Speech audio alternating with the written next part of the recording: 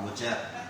Trabaho na naman tayo ngayon. Ito naman yung tupa na galing New Zealand. Panoorin nyo. Balik ko, tatabasin ko lang ito pang ano, by parts.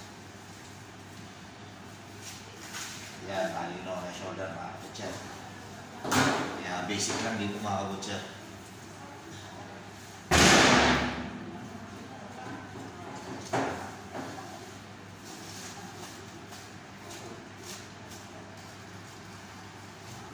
Ganyan lang yan.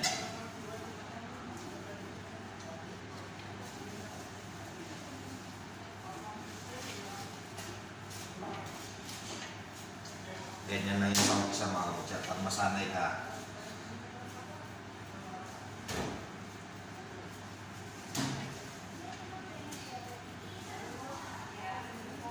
kaya sa mga gusto mag-butcher, ngayon mayroon na akong karating dito yung mga bago eh. Kung saan ma-deploy. Ganyan lang yan. Bali, ano lang siya mga butcher, babay parts to. May loin chops, may ribs, may leg, may shoulder. Ganun lang yung parts. Sa interview pala mga butcher, ganun din. Kung ano, marunong ka sa lamb parts, pwede ka rin magbigay ng ano yun. Kung ano alam mo sa lamb parts. Kaya sa kambing, mga parts no, kasi nagtatanong pala sa interview, mga parts ng baka lang yan.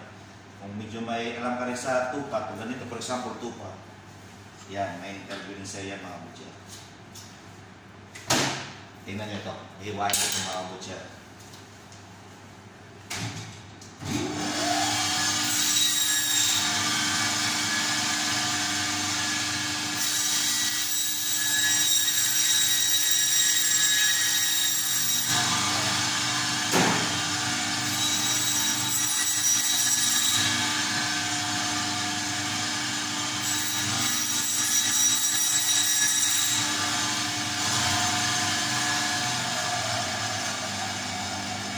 Bali, ilang parts ito mga butcher. Ito yung lamb ribs.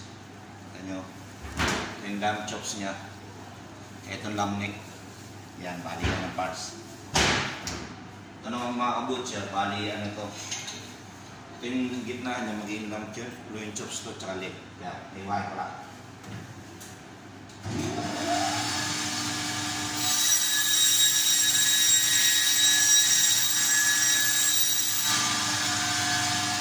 Yan. Hindi ko lang pinutol yung loin chops niya mga butcher. Kaya yung loin chops niya dito sa may joint. O ba, ito naman lang leg. Kasi atagkari na lang ito.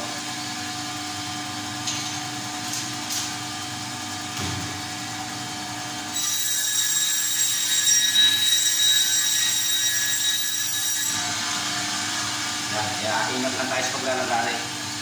Itong pinakababa niya dito, loin chops tawag yan. Ito naman lang leg dito. Tapusin ko lang sa para may mga ano rin kayo.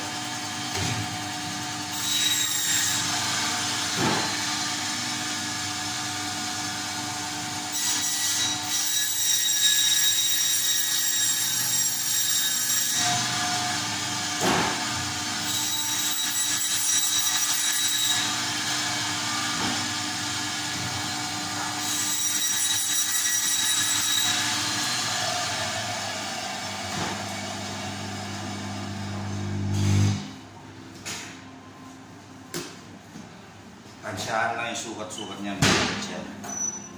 Tansya na yung lamb ribs, gano'n kahaba na panayin natin ito yung lamb chops.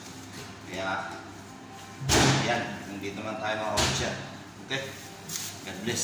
Sana may matutunan kayo.